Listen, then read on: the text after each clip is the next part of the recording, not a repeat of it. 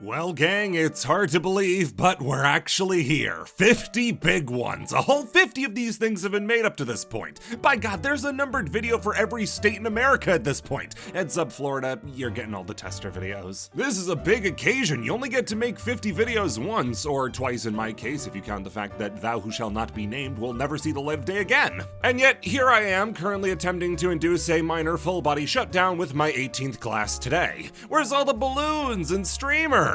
Well, for starters, Germa didn't get back to me in time, but a more pressing matter is that, my wonderful moment has been keel-hauled, shanghaied, and some other third nautical term by my white whale, and my John lacks both longness and silverness to do a thing about it. It's been over a year since I made the biggest mistake of my entire life and chose not to include Donkey Kong in a video that has statistically been watched by more people than have ever attended WrestleMania. I thought it would be fine. How much of a problem would it really be forgetting to put Donkey Kong in the video? I think the solution to my problem is at the bottom of the 19th class.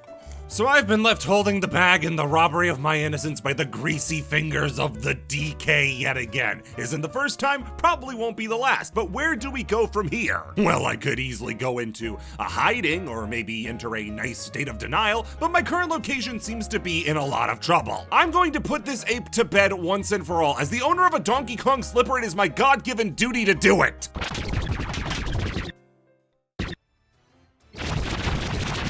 Background on the worst man who has ever lived, and by that I mean all I could dig up on him. Donkey Kong made his debut in the eponymously titled Donkey Kong in 1981. Nintendo had gotten into the arcade scene a little less than a decade earlier and were Wii Uing their pants, releasing flop after flop games that dimmed down the sales charts. Sure, Wild Gunman was modestly successful, but for every side B they made for Duck Hunt and Smash, they'd release a Hellafire, or a B-Bomb N, or a Radar Scope. It was Radar Scope's particularly cataclysmic failure in North America that left Nintendo with thousands of arcade cabinets that would be extremely hard to move in a yard sale. But it's not about what's on the outside that matters, it's what's on the inside. Or rather, doesn't matter. Inner beauty, I think you'd be a lot cuter if your insides were somebody else's insides. Radar Scopes the warehouse over were shelled like walnuts, their boards probably kicked a few times as therapy, and were to be replaced with a new game, a game that Nintendo had a lot riding on. There can only be so many monkey magics before a man breaks. From there, a young programmer named Shigeru Miyamoto and game development legend Gunpei Yokoi got to work making that game, originally gunning for that hot Popeye license. But once they got the no-go, they decided what's good for the goose is good for the gander, and had a gander at King Kong for inspiration. While retaining the archetypes of Popeye, Olive Oil, and Bluto, the team working on the game created the story of a hero climbing scaffolding to rescue his girlfriend from a big hairy ape. Donkey Kong's initial release was tempered, sent out to about 2 bars in the Seattle area who were incredibly against the idea of having an arcade game in them. Once they started to make $200 a day in 1981 money, they started to become a little more receptive to the idea. Once the full rollout started after the systematic extermination of Radar Scope, Nintendo didn't just have a hit, they had a cultural landmark. Donkey Kong was the game of the 80s, like Space Invaders was the game of the 70s, and chess was the game of the 600s. Community sprouted up around it in order to compete for the highest score possible, leading to a rise in competitive gaming. Arcades were becoming the place to hang out for hip kids that grew up to have hip issues, like hip issues. There's really no overselling Donkey Kong's importance. Emboldened by their successful westward expansion, Nintendo struck out yet again with Sky Skipper and Space Demon, before apologizing and releasing more Donkey Kong. Donkey Kong Jr. is an incredibly odd game for the time, or any time for that matter. The sequel to the most beloved arcade game of all time, and you're in the shoes of Donkey Kong's kid trying to rescue the bad guy from the good guy. Morally gray gorillas, I love it! It plays completely different from the previous game, but is still recognizable as a Donkey Kong game. This guy kinda helps with that a lot. Merely a year after Donkey Kong Jr. came out, which only came out a year after Donkey Kong, we got a new Donkey Kong game, Donkey Kong 3. You may notice a lack of anything Donkey Kong in this game, sans for the big man himself. Mario, as he's now known after going into witness protection, had flown the coop to his own successful arcade game Mario Bros, and left DK with Stanley. He does reek of Stanley. Donkey Kong 3 was a failure, not just because of its departure from classic DK gameplay, whatever the f that was at this point, but also for its unfortunate release period. See, in between production of Donkey Kong Jr. and 3, this thing happened where everyone decided they hated video games. The North American video game crash of 1983, brought on by an influx of low-quality titles across systems like the Atari 2600 and ColecoVision, soured the public perception of the medium, reaching its breaking point with massive flops Atari ZT and Pac-Man. What did this mean for Donkey Kong? Well, releasing the third game in your series that looked and played completely differently from the previous two entries in the middle of the video game crash meant DK3 was dead on arrival. With Donkey Kong 3 releasing in October of 1983, well into the collapse of the video game industry in the country, it flopped hard in America and shelved the production of any new Donkey Kong games. Donkey Kong games were always designed with a more American market in mind, seeing as the games did so-so in Japan, but did gangbusters in America. With the market on a downturn, why keep making games for it? It took another 3 years in 1986 for gaming to get back on its feet thanks to Nintendo's own NES. But sadly, Donkey Kong didn't get up with it. Just some re-releases of the arcade games that warranted re-releases, and Donkey Kong Jr. Math, which defies explanation. Why was this? Well, Nintendo probably wanted to shake the stigma that the Donkey Kong branding had. Not that DK himself had done anything wrong to them, but the brand was linked to two things, arcades and America, and after having been burned so badly as they were probably eager to get away from it, focusing on Mario instead, who had appeal in both countries. Not just that, but with the Famicom being as big a success as it was, Nintendo could afford to focus on more games for the Japanese market, and didn't have as much time to dedicate to a project for a market that had proven to be volatile. With that, Donkey Kong entered his 11-year Odin sleep, completely absent from any major releases, save for Nintendo stealing his son and forcing him to drive. That was all until one very special game set to be released and change gaming as we know it. Aladdin on Sega Genesis. Yeah, this game was directly responsible for the DK Bongos. Aladdin on Genesis was one of the most successful Genesis games of all time, selling over 4 million copies and having a lot of advantages over its SNES counterpart. Not only did it release first, but the game was regarded as better animated, and the inclusion of Aladdin having a sword made it the more desirable game. Even the director of the SNES version, Shinji Mikami, said that if he didn't make the SNES version, he'd have probably bought the Genesis version. So Sega now had a stunning animated killer app that Nintendo didn't really have an answer for. That's why they had to make a dark deal with the British. Rare was a developer that never shied away from new and unique ideas. Looking through their catalog, it's hard to even rationalize that these games were all made by one studio. Battletoads, Killer Instinct, WWF WrestleMania, Blast Corp, Jet Force Gemini, Mickey Speedway USA, they were truly one of the developers of the 80s and 90s. That knack they had for making quality games got them noticed by Nintendo, and in an unprecedented move for the company, bought a large amount of stake in Rare, making them the first non-Japanese company to become a second-party developer for Nintendo. After showcasing the demo to a boxing game using Silicon Graphics computers, the same ones that created the special effects in Jurassic Park, Nintendo made a move that to the modern fan sounds like fantasy. They opened their backlogs to Rare and said, alright, make a game that looks like this and make it good. In a move that would go on to ruin my life, they picked Donkey Kong. From there, they basically threw out all the established Donkey Kong lore and developed a new world and enemies for DK to tackle. Donkey Kong now had a family of Kongs and a vicious gang of crocodile pirates to fight against, the Kremlings. This ended up being the winning formula as Donkey Kong Country saw success that nobody could have anticipated, selling a staggering 9.5 million copies and planting itself firmly as the third best-selling game in the console's history,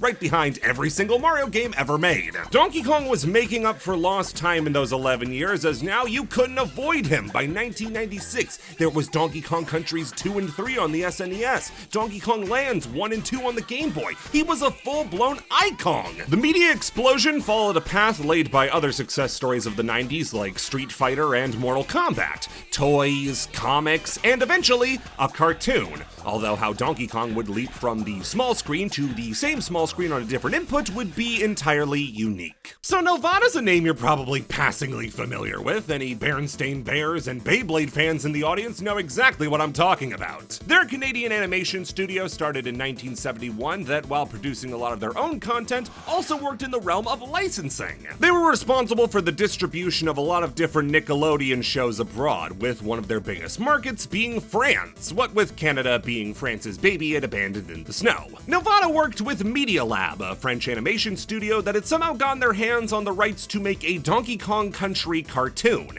Now, this wasn't Donkey Kong's first time in a cartoon. Not only did he make cameos in the cartoon Captain and the Game Master, but even had a dedicated segment on the show Saturday Supercade, which was a collection of shorts based around different popular video games. In 1983. Alright, boss, we got all the rights to those video games, now we can finally make the cartoons. Amazing work, Jonesy. Let's celebrate in the classic fashion by checking the current month and year. Son of a bitch! So Donkey Kong was getting a new cartoon show, but a game as innovative as Donkey Kong Country deserved something a little nicer than your usual dick fare. That's where Media Labs came in. What they had was a very early and very primitive version of what we now know as motion capture. That means that they can capture the same lifelike movements of life and translate that to the animation. Together, the two companies would unveil the technology as well as the associated show at trade events all across the world, setting up live demonstrations of Donkey Kong dancing. This was the beginning of the end for me. Eventually, the show debuted on September 4th of 1996 in France on a block called La Planète de Donkey Kong. No, I know I pronounced it perfectly, you don't need to comment. Translated to The Planet of Donkey Kong, this was a programming block that would air skits between cartoons like Extreme Ghostbusters, Arthur, and of course, Donkey Kong Country. This wasn't a Donkey Kong themed block. This was a block starring Donkey Kong. He was the host alongside a woman named Méline Angeline, and the two would talk about shows, play music, dance, and even talk to the other characters from the show like Diddy and Funky Kong. This block would end up going on long past when the show actually ended, ending on September 1st, 2001, one day before the Adult Swim block premiered in America, and on the same day of my first birthday. Donkey Kong died so I could live. The show would eventually make it to Canada before finally landing in America, except not on any channel. No, 4 episodes of the show were instead hacked up and slapped together in this nuclear yellow VHS tape and called Legends of the Crystal Coconut. They'll call anything a feature-length film at this point. This was especially good since they have Donkey Kong pop up in between episodes to say, "Oh, that sure was a great adventure. Hey Diddy, remember this one?" To which Diddy says nothing, which means he's probably dead. They also showed the episodes out of order, so Donkey Kong flashes back to an episode that hasn't happened yet. The show would also debut in Japan a year later, where it found the most success out of any region. Japan was in love with this show, partially down to its voice cast. Seeing as Donkey Kong Country was massively popular in Japan, they shelled out the extra money for a better voice cast. This included big names like Koichi Yamadara, Megumi Hayashibara, and Ryusuke Nakuo. Don't lie, you couldn't pronounce it better. If you don't know who those are, allow me to help. No way, not again, that's it. All right, Eddie, you mean old Yeti, time for an attitude adjustment. Ha ha, you're jealous, Green. 'Cause you don't have a chance at being the future ruler. I don't know what's happening to me. I'm getting all the blame for things I didn't do. So you may have noticed that I've run out of history and tangents and now have to talk about the show itself.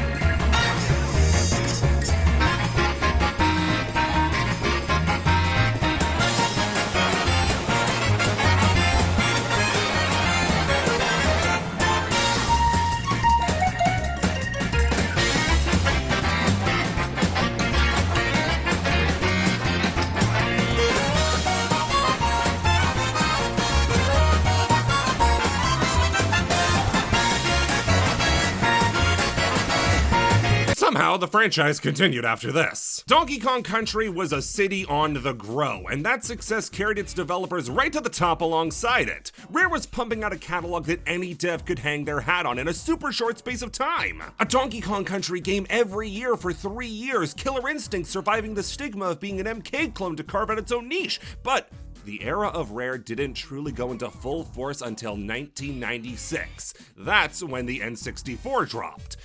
Dropped is kind of an appropriate phrase. I can't figure out what to make of the N64. It was Nintendo's next step into a brave new generation of gaming, but at the same time, it was more so a scoot forward. These times, like eggs, were hard, and having these things next to a compact disc did Nintendo no favors. Stalwart developers who had been with Nintendo for a long time, like Squaresoft and Capcom, hopped over to the competition, while those that stayed, like Konami, didn't do the system any favors. Also, the hussies were doing backdoor dealings with Mr. Sony and making better games like Symphony of the Night. Yeah, whatever. Those are the guys that made the PSP Squirrel commercial. Get a life! Nintendo was trying their hardest to pump out whatever they could. For God's sakes, Nintendo EAD, the main development team, made 1080 snowboarding and Wave Race 64. They were covering all the bases they could.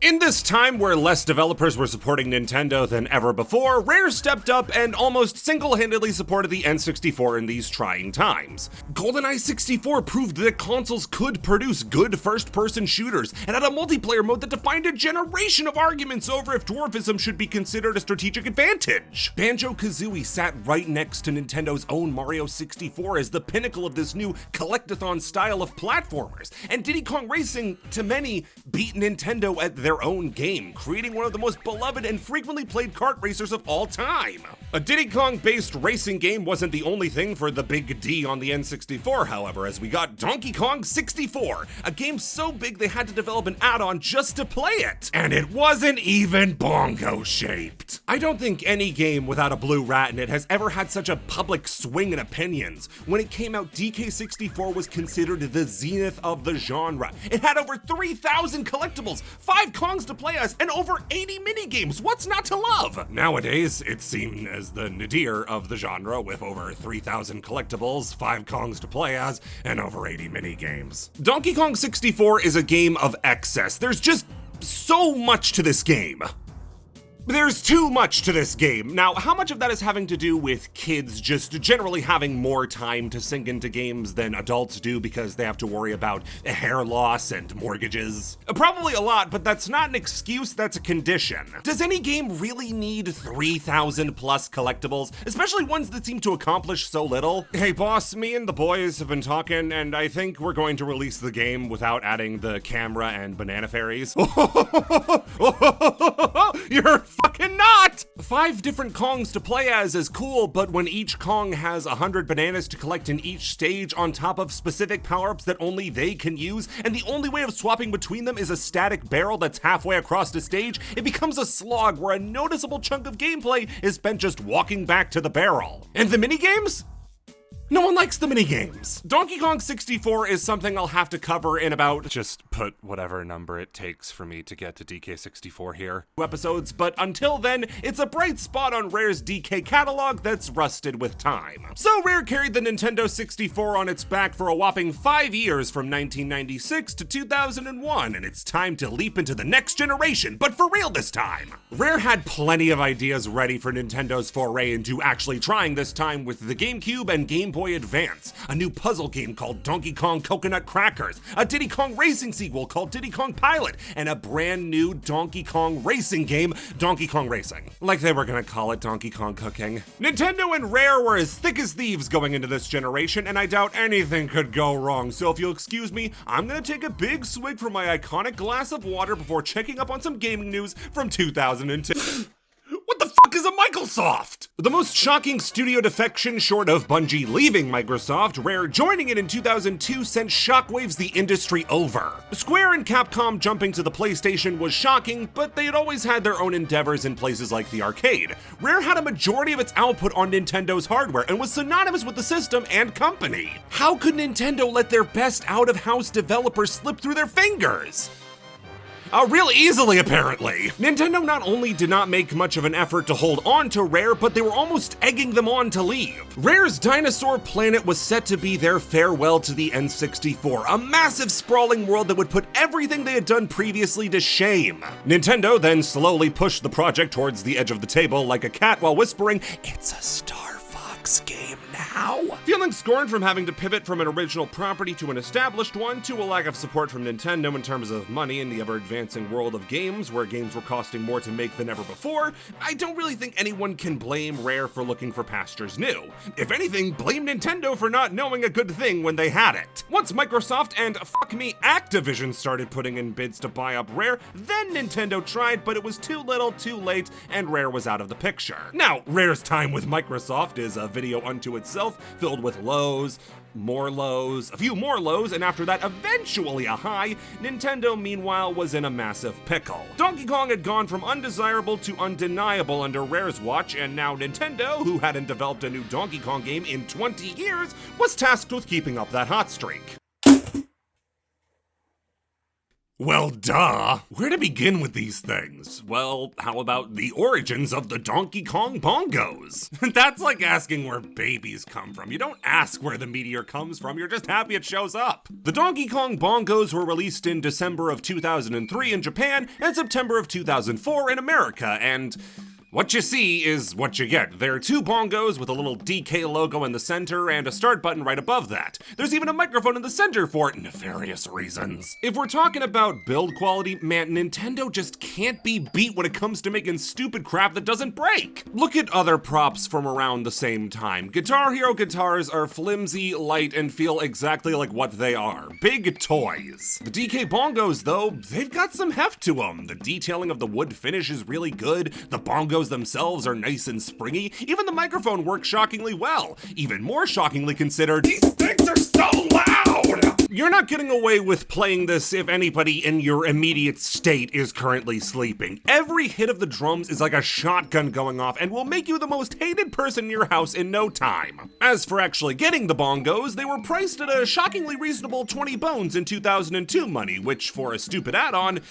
isn't the worst thing ever. Trust me, when this many Skylanders games have been released, you get a feel for what wasting money feels like. Along with the bongos came the very first game to work with them, Donkey Konga. Developed by Nintendo and Namco, Donkey Konga is the first idea anybody would have seeing that they just got a pair of bongos dropped into their lap. Left drums for the yellow notes, right for red, both for pink, and clap for the blue notes. Technically, you can play this game with a regular controller like a pervert, where the controls are control pad for yellow notes and the face buttons for red pads. Ugh. If this gameplay looks at all familiar to you, then you're seeing pretty clearly where Namco assisted with the game. Taiko no Tatsujin is a stupid popular franchise in Japan, spanning the DS, Wii, and most notably arcades with these big sticks that you use to bang the drum and hit the side. This game is basically Taiko no Tatsujin reskinned, which isn't bad, it's the Donkey Kong that makes it bad. Now, you can either play by yourself, play with friends, fat chance, or play mini games you can unlock by earning coins in the other modes. Before we move on, this game has the most psychotic menu music I've ever heard. There's a baby being shaken, a guy who dies halfway through. I feel like I'm being attacked. The most important part of any good rhythm game is the set list, obviously, and Donkey Konga has the weirdest one I've ever seen. The amount of ska on this soundtrack is enough to cause motion sickness. Have you ever wanted Donkey Kong to jam out to the soundtrack of Digimon the movie? Well, now's your chance! Not just that, but every song on the soundtrack is a cover. Queen's We Will Rock You doesn't hit the same when it's sung by somebody who just heard the name Freddie Mercury and tried their best from there. Don't let that song choice fool you though. That's a song with a really strong percussive element. It sort of lends itself easily to the whole drum theming of the game, but the rest of the set list lacks any really good, drum songs. There's at least the inclusion of some video game tracks like the Mario Bros theme, Legend of Zelda, and the DK rap.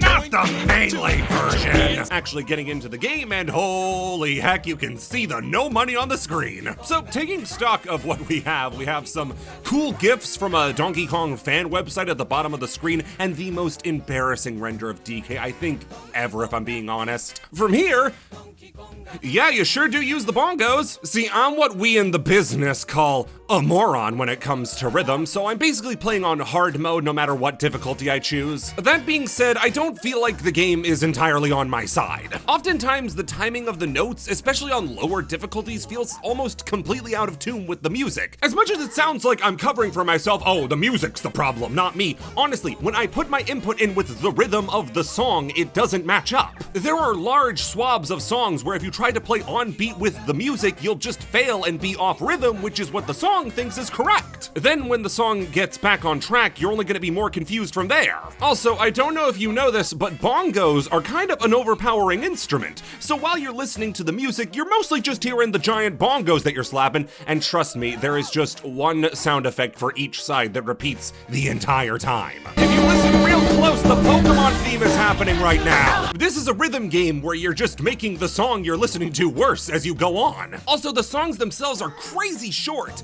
When I was going through the Pokemon theme, it just randomly cut off about halfway through. Everything in this game has just such a cheap feeling to it. The menus have this gross looking Donkey Kong commanding the universe. The results screen have the same DK font I have access to, which is very unwise, Mr. Kong.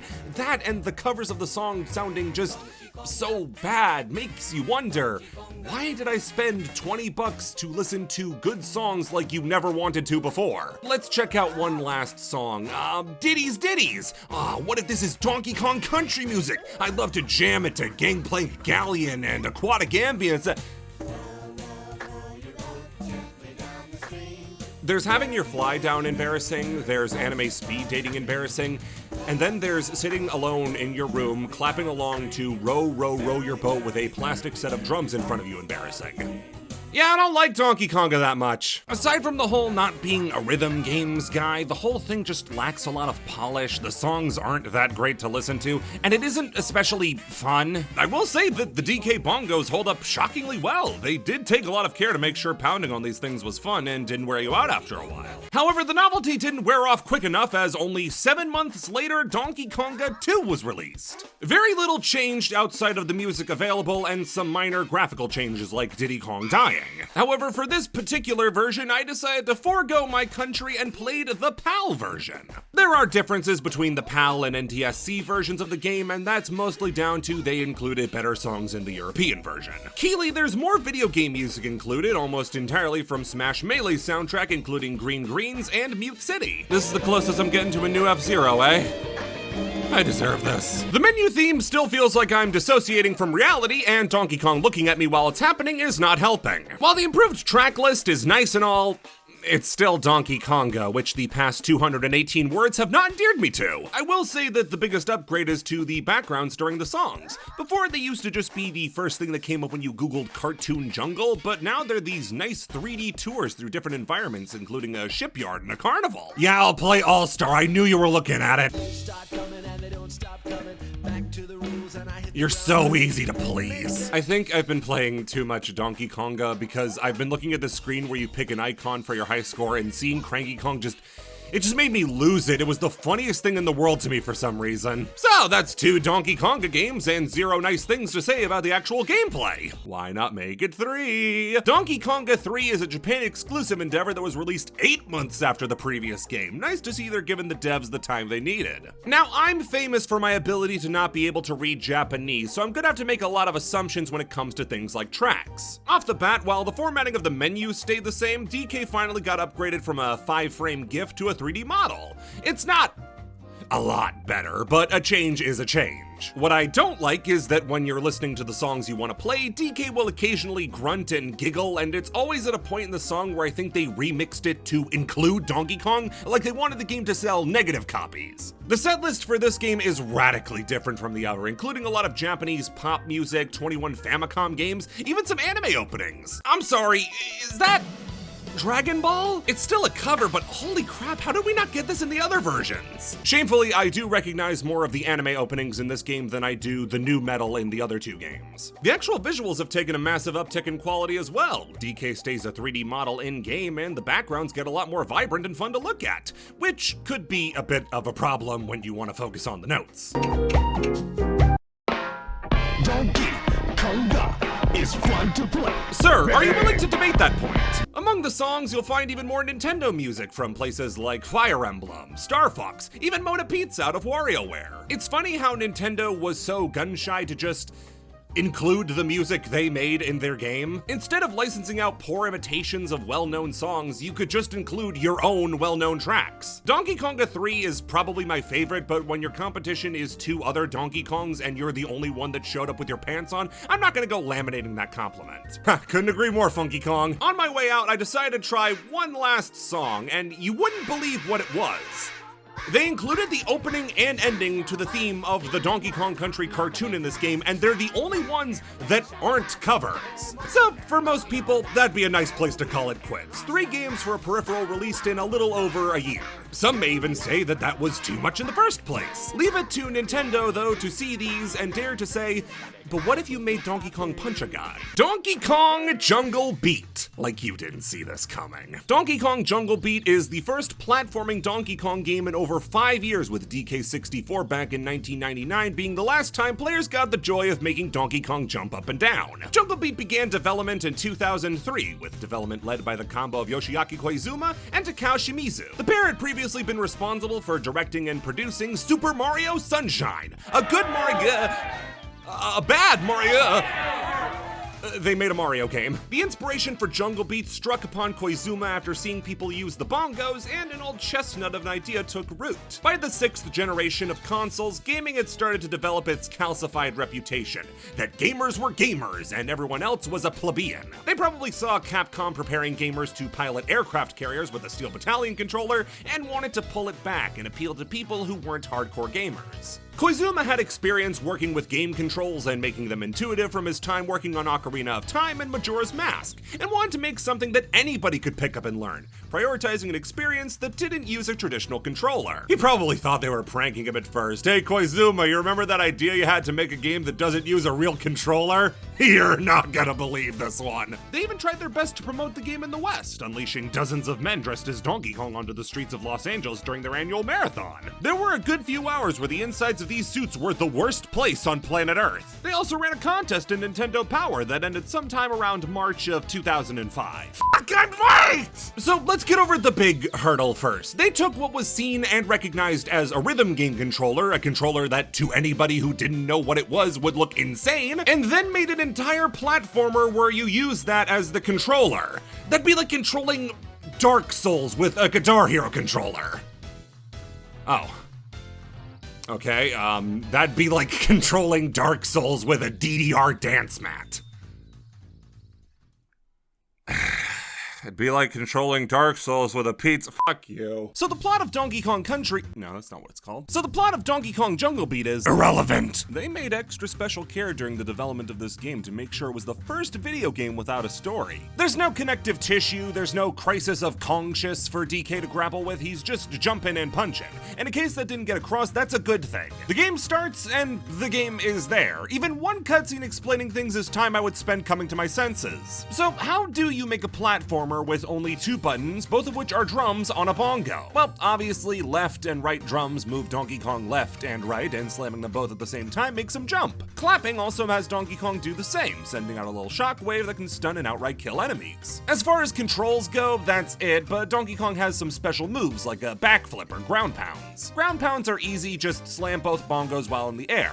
But for the backflip, you have to be running in the direction you want to jump in, hammer the opposite bongo, and then try to jump. It's super unreliable and will happen at random way more than when you intentionally want to use it. At the end of the tutorial, which is probably shorter than me talking about the tutorial, we also get to see that when certain actions are performed, the camera zooms in to get a better angle. It's a super unique and cool looking way to make the normally static camera dynamic and make the game feel so much more alive. Each world in the game is divided up into 4 kingdoms, with each kingdom having 2 levels and a boss at the end. Hopping into the Banana Kingdom and we get to see a few more of the game's quirky little features. First is the fact that you can hear every single physical drum input that you make in the game as a drum. No, because this was too silent! Luckily, it's silent enough to not get annoying, and we aren't trying to play a song that has no drums in it, so it works out just fine. Also, in sections where DK is a bit smaller on the screen, a much larger DK will show up in the corner of the screen to show what he's doing. No amount of explaining will ever make this make sense. My best guess is that they didn't want all the animation work they did to make such an expressive model to go to waste on a character that's not big enough to properly show it off,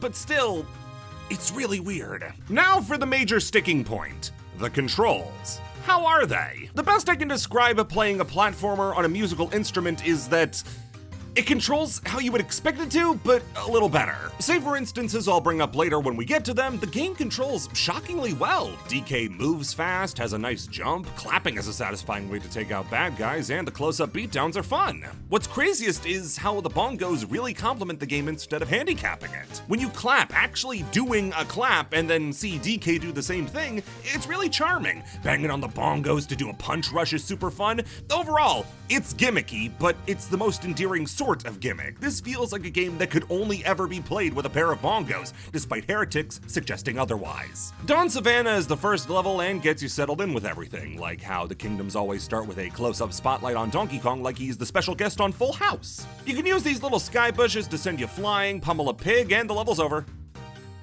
What? Yeah, one of the main features of this game is just how short the levels are. Oftentimes, they don't go over 2 minutes, maybe 5 if the level's a grueling marathon. That means that a kingdom is done and over with in about 10 minutes, usually less. I kinda like the bite-sized nature of the levels. Just go in, play some levels, beat a boss, that's your lot. I feel like if levels were dragged out any longer, then you start to get sick of them real quick. Throughout the level, you collect bananas, bafflingly called beets, which not only add up to a score at the end, but they also count as your health. Get hit, lose points, lose all your points, start the stage over again. And this ain't like Sonic where you can pick up bananas that you lose. If you lose them, they're gone forever. What makes it even more special is that the more moves you do, like backflips and ground pounds, the higher your combo goes. With this, the amount of bananas you get is multiplied to the point that you get dozens of them just from one banana. If I'm being real, this is the way more interesting aspect of the game than the bongos. Building up chains of wall grabs, ground pounds, and backflips to get the most bananas is super fun. And when you throw in the fact that interacting with certain parts of the stage, like vines, big flowers to swing on, and leaping on mushrooms adds to the combo, it gets even better. Rewarding fun movement like this makes it feel like a Sonic game where you're just looking for the route that gives you the most satisfying big combo to pull off, and it's amazing. Getting to the end of the second level, jungle's deep, and you go on to the boss, Dread Kong. Dread Kong is one of the 4 Kongs that wants to stop Donkey Kong's vaguely defined quest to be the best. They're fought in one-on-one duels where each bongo is a punch and clapping does a dodge. So we've gone from Sonic to Punch-Out. We're really just running the gamut of things that give me a headache. It can be hard to get a grasp of at first, but when it starts to make sense, God, it feels cool. I never thought that the most satisfying thing you could do with a pair of bongos is to hit somebody with them. Beating him down clears the kingdom and gives us the point total. Depending on how many bananas you collect, you get that many crests of royalty.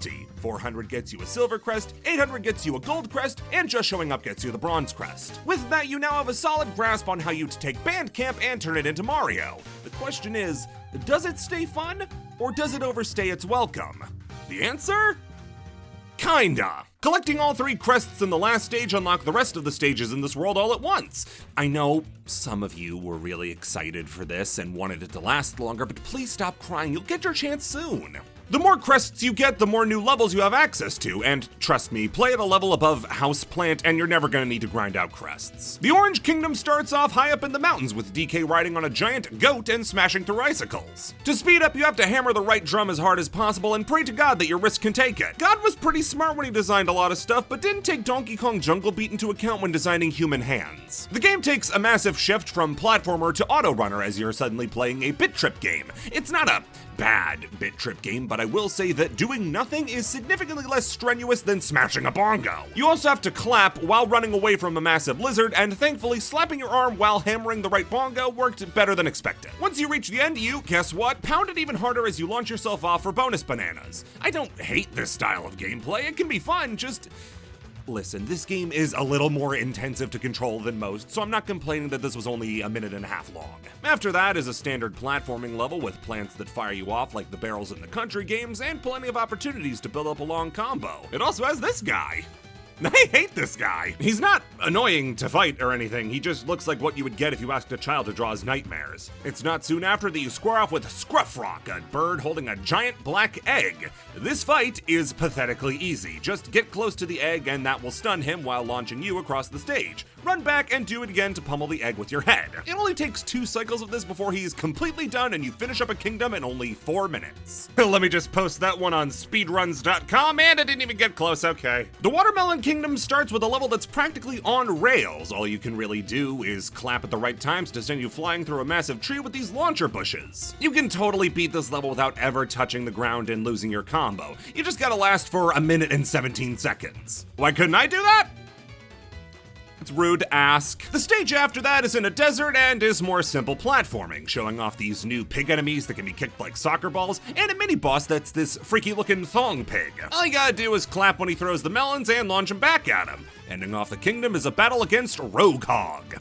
This guy is just like the mini-boss we just had, except his melons are electrified, meaning we have to clap before they're safe to hit, and he'll occasionally throw out a spiked durian that can't be touched. Also, if you feel like being a jerk, you can just clap in his face to make him drop safe to hit melons. After smashing his skull in and standing on top of him in triumph, we move on to the final stage of the first world, the Apple Kingdom. Massive Canyon is mostly in the dark with these nice little spotlights illuminating key items on the screen. Getting out of the dark reveals a nice lush forest with more flowers to spin on. At the top was a mini boss meant to prove that I have the attention span of a goldfish on cocaine as I get hit by the boss in the same way about 5 times before realizing that dying was not the aim of the game. Next is an ice level, and when it comes to ice physics, this game does mostly a bad job. DK's momentum on ice is really screwy, stopping and starting whenever it feels like it, and making every instance of ice 10 times more frustrating than it has to be. At the end, we get back on the goat and have to hop over massive ice caps, which you son of a bitch! What, me lose? I'm the best at video games, who told you otherwise? Closing out the kingdom is a battle against the Turret Tusk, a mecha elephant who fires missiles, but can't have his trunk jammed up with these pineapples called Bloody Pines. Donkey Kong's a real sick freak, you know that? I don't know if it's my game or the controller or a lack of self-confidence, but this fight is really annoying. Not for the boss itself, his moves are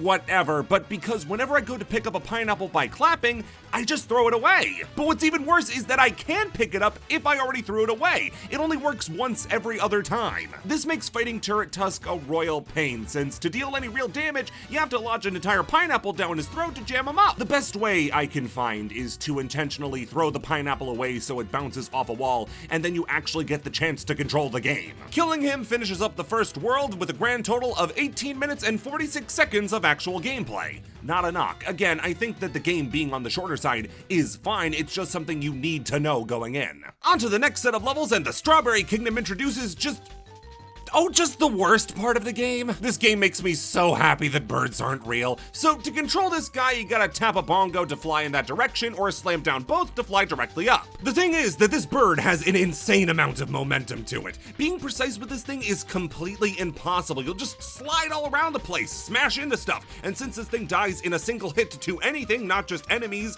walls, or nothing in the cases where the game wants to reward you, you get sent back to the start of frustrating sections far too often. Even worse is that it has horrible get up and go and terrible stopping power, so you're stuck, unable to get out of harm's way quick enough, and unable to stop yourself when you're about to collide with a wall. Also, DK doesn't clap when he holds onto the bird. It does the animation, but his hands don't move. How am I supposed to immerse myself now? I don't really feel like Donkey Kong. The next level thankfully keeps you on the ground for the most part and lets you build up a nice combo until, well, look who it is! Luckily, this is the shortest level so far, and you're done with it before you know it, before we square off with oh no. Alright, cat's out of the bag. We've seen every boss the game has to offer. They're gonna look different, but mechanically they're all the same. Bird, boar, bastard, elephant, that's it. It's kind of lame, especially when certain bosses barely change between fights, but at least save for the Tusks, they're all still fun fights, just not exactly having much to talk about. It's in this kingdom that I earned so many bananas, the tower overflows and we get a platinum crest.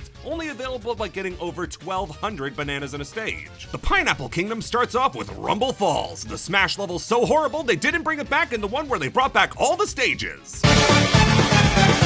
They clearly wanted to stick to a theme of being bad, as this stage introduces the bubble. You slowly float upwards with the left and right bongos sort of gently suggesting that you go in the right direction. It's slow, it's tense, and it's not approaching fun, but the music does get all muffled while you're in it, so it gets a pass. Pineapple Kingdom is really looking to make no friends, as the first water level is next. The game may do ice physics bad, but it does swimming controls a lot worse. Swimming is just the bird controls, but upside down. You can slam on the bongos on either side to swim in that direction, or slam both down to go up to the surface. The problem is that DK is constantly trying to surface for air and stopping you from just going in the direction you want to, so it's needlessly frustrating. Like, hitting right sends you both right and down, but I don't want to go down, I want to go right. Even when slamming as hard as you can feel the game fighting back against you to try to go up. The worst part is that he's really close to controlling like a dream, but these slight quirks make underwater sections a drag to play through. Luckily, you just have to ride all the way back up on an orca friend that never shows up again throughout the whole game, and you get to face off with Karate Kong. There's a good amount of variety in how you can hit them, and it's even possible to make them vulnerable with different methods. Never be afraid to throw a punch when you think you can land it. Sadly, they're always the shortest boss fights, so you don't exactly get a great chance to explore all those different avenues. The Lemon Kingdom starts off with another bird level, and this time it's a race against... Alright, I've been holding off on this as long as I can.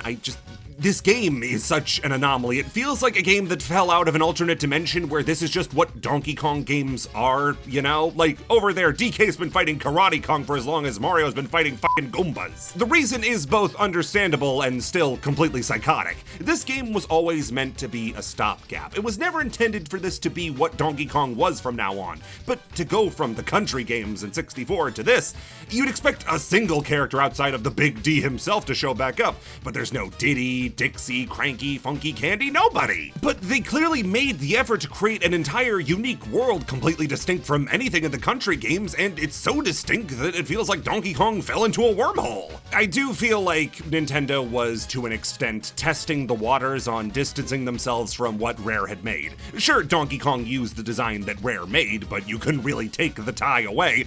Other than that, everything else feels a lot more Nintendo as a result. Not much of a unifying design idea across the enemy roster, while being more fantastical as a result. Is this worse than Rare's way of doing things? I don't think one is necessarily better or worse than the other, but given the fact that this game was a financial failure, I think it served as a reminder that A, people like the Donkey Kong Country stuff better, and B, they owned it regardless of who made it, a problem they're only just getting over thanks to K. Rool's inclusion in Smash. Back to the game itself, and in a bird race that is practically goading us to turn off the game, you have to fly past this guy who never appears again all the way to the cactus mines. It's got a massive emphasis on these bounce trampoline ropes, bouncing across multiples of them, fighting the pig boss again, before facing off with a much meatier mini-boss in this spider. You gotta sneak between his legs and then get him in the eyes when they're exposed, or not go to hell. Once we do get in, I put my college education to good work and don't realize that you have to punch him more than once if you want him to die. I get the message eventually, and then lovable DK punches him in the eyes so hard they burst. Do you all see the monster I see now? After him is another rock fight, and while we have a second, and I really mean we only have a second, I just want to make sure that everybody sees that Rock's hurt face in the corner is the funniest thing in the game. Just barrels the camera like The final level in the world is the Grape Kingdom, and starts off with Sweet Paradise, which is a weird jelly sky world, a stage theme that is never used again in the whole game. Oh, we've explored every possible idea with this sort of stage. Are you crazy? While swimming in this game should be outlawed, this stage is unique enough that I can't help but enjoy it. And with how much falling you do, I barely call it a water level to begin with. The next stage looks like an even worse version of the blackout part of Massive Canyon, but thankfully bootleg ditties quickly light up the path, and from there you simply have to slink through tight corridors and swing on monkey swings. This is probably one of the best levels for testing your platforming, as a lot of different skills are needed to work in tandem for you to get to the end. After another section of wall bouncing up to the goal, we square off with the next Tusk boss, and thankfully they made him even more annoying. Woo! Things stay at the same level of manageable but frustrating up until the boss reaches half health. By the way, this is the only boss whose phase transition can interrupt the phase where you get to wail on him. Now he has a laser beam that not only cuts off large swabs of the screen, but can destroy pineapples that leave you scrambling around the stage to grab ones in worse positions. I am so excited to fight him 2 more times. Also, at the end of some worlds, they give you a little screen showing you parts of the level that you can more expertly navigate, and for Sweet Paradise, the tip is collect more bananas. I've been saying that for years! The Cherry Kingdom comes next, and it's more ice physics, baby! Holy crap, water! Guys, my birthday was at the start of the month! Last month, videos take a long time to make. In all fairness, despite having these two, the level is pretty alright, but this section with the pig can be needlessly annoying thanks to the ice physics temporarily losing their mind and the melons constantly hitting the ground instead of the tree, but other than that, it's fine. Grim Volcano is the first time we're tackling the hot stuff though, and it instantly shows how annoying it can be since when DK is burning you have to pat him down using the bongos. Cute idea, painful execution. Later on is a showdown with a tar man. I don't think it should be called that. He blasts out a dark fairy that you have to clap back at him like tennis. The stage continues on until the end with a fight against Mini Panda. See, in the alternate dimension this game fell out of, this is like DK's rival, but here he's just weird. He has his own anti-clap that you need to knock away with your own, and then it's a simple kick onto another rock fight. I beat another rock fight. Arctic Plunge starts out the Peach Kingdom, and it seems like it'd be ice at first, but worry not, it's just a water level. That makes me more worried. It throws in some new features like these jellyfish that are only dangerous if you clap at them, but then you get to this. This is the way to the secret route, and you need to do a backflip to get to it. But, like I said, the backflip is impossible to do, and it's beyond frustrating. The game does give you a simple out to this though. Just beat the level as normal. You go down the normal path until you get to a fight with a tar fish. Can we please use a different word? Table tennis him into submission and you're on your way to the next stage right after another ram challenge jumping over. God damn it! After that is a trip to the ancient foundry filled with giant spheres that you can ride across to safely get across lava. There are an abundance of sections testing your wall jumping skills until, I had a super long combo going before I got to this thing, and the worst part is that you use it for only like 5 seconds before moving on. It's just another battle with the thick black substance man and a ride in a snake's mouth to get to the next part where you need to transfer from one sphere to another, clinging to the walls as long as you can before moving on. You also fight the armadillo again, but he's just standing there. I'd feel bad if Donkey Kong could feel guilt. After that is, oh yeah, it's Tusk time, baby! Except this one is the worst one of them all. The way the arena is set up makes it so there's no way to just launch the pineapple comfortably, and since the command only works every other time, you're constantly launching pineapples off in the wrong direction. On top of that, the boss has the laser attack from the beginning and will add in a new attack halfway through, whereas bombs leave a fire trail along the ground. Not to mention that, completely unprompted, the laser attack now hits previously safe areas. I don't want to sound crude, but it really pees me the F-O. I really don't like this boss. So it's a good thing I platinum ranked it so I never have to come back. Suck it, all tons of fun. Oh no, it's Iguanagon's realm. We're back on the ram and now we're racing along, bouncing bombs on our head and sniping birds out of the sky until a massive lizard starts barreling towards us. But he kind of just gets bored and goes away until he gets his second wind. You have to pound him with as many bombs as possible with birds constantly getting in the way. It's not a traditional boss fight per se, but it's still plenty fun and intense. Once you take him down, hey Jesus, his head comes off. Well, no better time to celebrate with a big jump off the side of a mountain. Better than an AI God Gamer! Banshee Swamp comes next, and this stage is perfect to talk about how beautiful this game is. But no beautiful for a GameCube game tag. This is a really pretty game, and it's shocking that it can fit on a shrinky-dink of a disc. Backgrounds are bursting with color. Every stage has personality. Seriously, the clouds in Banshee Swamp are all ghosts. It looks amazing, and it's shockingly crisp and fluid. You'd be hard-pressed to find a better-looking game for the console. Shame it is then that this stage has the bird. I will not sleep easily until I learn the guy who made the bird parts of this game has suffered some sort of loss. I don't care if it's major or minor, I'll take what I can get. Adding in shooting flame rocks and the uncomfortable nature of the bird, and you just got a great time. It gets worse when you have to ride all the way up this tall tower with the bird, and the inability to stop or go with any quickness comes up a lot, and promising combo strings are crib killed as the bird takes its sweet time getting back to its perch. Finish up this stage and you're sent off to another hog fight. And how much do you think this boss is going to be different from the last one? Not at all, me too, moving on. Finally on to the Durian Kingdom and its battle for Stormhill, the most famous level from this game thanks to its untouchable soundtrack. This game already has one of the best, most dynamic soundtracks around, adding instruments and increasing the tempo the more the situation changes, and Battle for Stormhill takes everything the game set up so far and does it the best out of any stage. I'm choosing now to mention how great the music is because I have nothing else nice to say about this stage. I like the theming of being in a ninja trap house, and these mini tusks are neat, but I hate the enemies in this part. DK is a lot of things in this game, but able to deal with a bunch of fast enemies is not it. This stage is fit to burst with ninja apes that can outspeed you, attack from afar, and most importantly, annoy you. They make this ear-grating noise whenever they attack, and those projectiles constantly getting in the way of just playing the game, like when you're fighting the spider again and have to dodge his legs, as well as the shurikens as they cut off the ground, make the game really, really annoying. The next level starts off with a cool rope-propelling bit before sending you underwater to infiltrate the castle further, fighting off pufferfish and forcing you to duck between the tightest hallways yet, filled with jellyfish, and yet another thick black substance fish fight. You ride him up to another bird section with low ceilings and an incredibly low fun factor. Eventually you get to a cool section pummeling pigs and ascend higher and higher, but it's time for more bird shenanigans. Like, whenever you use them, the game is just hemorrhaging a letter grade. The environment is at least cool with the level burning around you, but I'm kinda glad to be done with it. On to the next Kong fight, and it's with Ninja Kong. First off, battles in the rain are always more climactic than ones in good weather, and this fight doesn't disappoint. Ninja Ape is faster than the other apes you fought and requires you to counter his hits and not just dodge everything. He'll also dodge your own hits, and the longer your string goes on, the more easy it is to drop it and lose your chance. If I had to have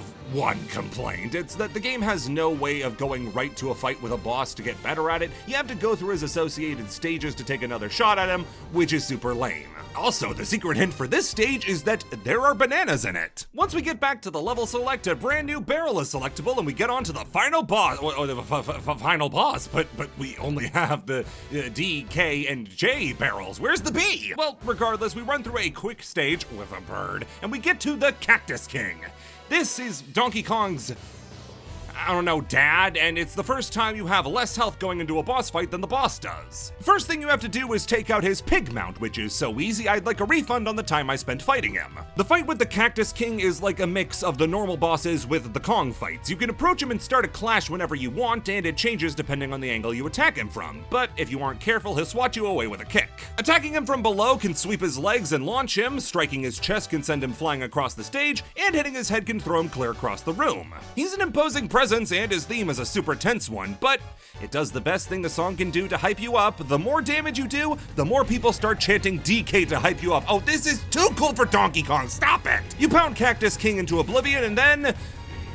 credits? Wait, that's really it? Well, no, technically. For some reason they have you fight this boss, you know, the final boss, play the credits, and then unlock the last set of levels. I sometimes lay awake trying to figure out the mysteries of the world, and the one I'm currently whittling away on is why the heck did they have you fight the final boss before the last 4 stages? The final stretch of the game starts with the Pear Kingdom, and it's not just an underwater level, but a race too against some sea turtles. The course is incredibly short, but it's incredibly tough. You have to maintain speed while diving between jellyfish and riding currents to speed up. Of course, the biggest problem is in how you can't just go to the right. Moving also causes you to dive, so there's no chance to move the way the turtles do. Also, no matter how fast you think you're going, there's already a turtle that finished the race ahead of you. Gosh, I sure do hope there aren't any more races in this world. The clock tower is next and starts off with a super neat gimmick, having these monkeys follow you as you launch yourself to keep the combo up. Why does God let mistakes like this happen? Now you're piloting the bird through narrow moving gears, but in an act of mercy, the game lets you proceed without it, until it turns out I'm lying and you have to avoid cannon fire while stuck in a giant clock. The kingdom ends out with the final Hog Fight, and this one does change things up quite a bit. Gloat Hog is significantly faster than his other forms, and has the ability to use lightning to warp around the ring, send out a giant wave of electrical orbs, and position himself to avoid the melons you knock back at him. It's a great deal more challenging than the last time you fought him, and it makes breaking his nose for old time's sake all the more satisfying. The Late Kingdom not only signals that we're running out of fruits, but I'm also running out of patience, as it's a race using the birds. It's not like this does anything especially bad, it's more a combination of the control style I hate and an ego as fragile as glass. The AI is blessed with not having wrists that want to snap after playing well over 3 hours of Donkey Kong Jungle Beat and can just decide it's winning whenever it feels like I'm having too good a time. Like, I can't go any faster, but I still lose by a considerable margin. But As sore losers and middle brothers have said for decades, first is the worst, second is the best, third, who cares about third? Lava Cavern starts off with a section full of meteorites falling to kill you, shifting platforms, and fun parts getting shot through snake tunnels until leave me be, beast! It's actually a shockingly easy bird section. I'm gonna save my pissing and moaning for later on, don't worry. The stage finishes up with the final rock fight, and even after every stop has been firmly pulled out, it doesn't take much strategy or effort or thought to beat him. Seriously, he doesn't get to throw an attack until he's about to die, and even then he lasts another 10 seconds before he's dead. Chili Pepper Kingdom is next, and after a quick check to make sure, yeah, I guess a chili pepper is a fruit, it starts off with Cloud Heights. I hate this level so much, and the thing is, I enjoy it, but it's still the least satisfying level in the whole game. Let me explain. The whole level is designed to get you to build as big a combo as possible, everything leading from one to another, so you fly across the stage in this perfect highlight reel, and it feels so good to do it. You get combo chains up to 11, 12, 13, numbers you'd never see in a normal playthrough, and get enough bananas to platinum rank this entire kingdom in just one level. But who do you think has to ruin it? This one hallway, I'm convinced, was just put here as a joke by the devs. The bird controls are so bad, and you're bound to hit something and lose everything at the last possible second, and you can't just accept that. It's maddening because it all comes down to the worst part of the game, and I hate it. I mean, it's fun. So yeah, this level has the most replay value in the game, but I hate it, so make of that what you will. Magma Coliseum is like the final exam for platforming. You have super tight jumps made by hopping across pigs, fights with the armadillo mini-boss on a sinking platform, rolling a rock across lava while bats swoop in, taking on the chicken root homunculus on a small platform, and fighting two pigs tossing coconuts at the same time while the platform slowly sinks into the magma. The funny thing is, if you beat the one on the left, you can just leave the other one, but DK never passes up a murder charge and finishes the job. After that, it's just one more thick black substance man fight and you're done. To prove that there are people who only want to put evil into this world, the boss for this world is just two tusk turrets at the same time. It's not often that I get to say this and mean it, but this fight is just the other tusk fights, but twice as bad. Just when the fight is over, however, the game manages to glitch itself to where the pineapples just harmlessly bounce off the boss's heart and nothing happens. Thank you very much. The final kingdom, the Starfruit Kingdom, starts off with another race. This time you're going through basically every terrain from land, sea, and air to win. My problem with the other racers being faster is amplified here as the other monkeys just bolt past you for no reason while you're stuck gliding through the air in what feels like glue. I'd have more notes if I replayed the stage, but I knew that second place was about as good as I was gonna get. The final level takes place in space and has us hopping around an asteroid belt, burrowing in and somehow wall jumping on a curved platform, which you can't do anywhere else in the game, but you can here because space. Seeing as the guy who directed this went on to direct Super Mario Galaxy, you could say that Donkey Kong was the proving grounds for the best 3D Mario platformer ever made, but I'm not gonna give him that sort of credit. After ripping the eyes out of a spider skull and one final ram jumping challenge for some reason, you have the last Kong fight with Sumo Kong while falling back down to Earth on a bit of destroyed asteroid. Give the Kong fights one thing, they know how to make a sick battle arena. Who knows, maybe if I'm lucky, Donkey Kong will just burn up on re-entry. This fight is the toughest of them all, seeing as Sumo Kong can't simply be beat with dodges. You need to counter his hits to get him off balance and then go in for the kill. Matching his slaps with your own punches and then wailing on him is maybe the most satisfying part of the whole game, and leads us on to the final battle against the Ghastly King, who is the exact same fight as the Cactus King. Like, really, not even the color changes. You kill the pig, you knock him around a bunch, fight's over, roll credits. Was there like a gas leak or something when everybody just forgot what they already put in the game? Was the first fight put in by a rogue programmer? This is legit the exact same fight we did not too long ago. I think he has a new fireball attack, but that's it. Not to mention, I got him stun locked over and over, where as soon as he get up, I'd throw him back, and that kinda takes the wind out of your sails for your epic final boss, is Salty Run Back. After that, all the Kongs you brutalize join you for a celebration, and the credits roll a second time, and the game is probably over. So that's Donkey Kong Jungle Beat, and making heads or tails of this game is beyond painful. On the one hand, this is genuinely an amazing achievement in terms of making a game that functions with a pair of bongos. It's a fully realized and fun platformer that's controlled with a Fisher-Price toy, and it works. I feel like the game's charm is entirely tied to these bongos. When it got re-released with new play controls on the Wii alongside Pikmin and Mario Tennis, sure, it may have looked better and had some improvements, but Playing with a Wiimote and nunchuck is never gonna feel as satisfying as slamming away on a pair of bongos. On the other hand, it's enough of a culture shock to make anybody turn their heads after playing the Donkey Kong Country game. Some levels expose that precise gameplay with a pair of drums is not its strong suit, and it's short. It's really, really short. Would you really want to spend the money on this game and the pair of bongos for a 3-hour experience? Well, that all depends on if you got $80 worth of fun out of it, and honestly, I did! Jungle Beat is a game with charm pouring out of all of its yucky holes, and is a game I recommend people try, if for no other reason than being able to claim you own a pair of Donkey Kong bongos. They're quite the conversation starter. So, can beat Dark Souls with those things?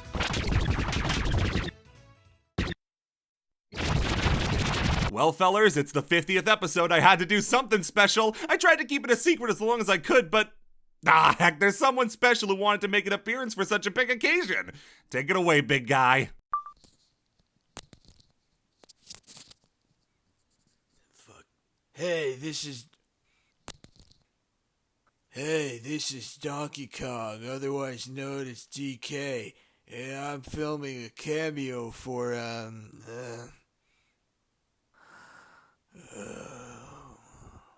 Jack. Congrats on whatever you just did in your epic and cool YouTube video. I didn't actually watch it, just like I didn't watch that first Punch-Out video you made, because you forgot to talk about me and then made another video to make up for it. Other people might forget, but I haven't. Gorillas don't forget. You know how hard it is to legally allow a gorilla to box a teenage boy? It's a lot of fucking paperwork. It's a lot of freaking paperwork. But you don't care. I know you don't. Because you didn't bring me up in your stupid video.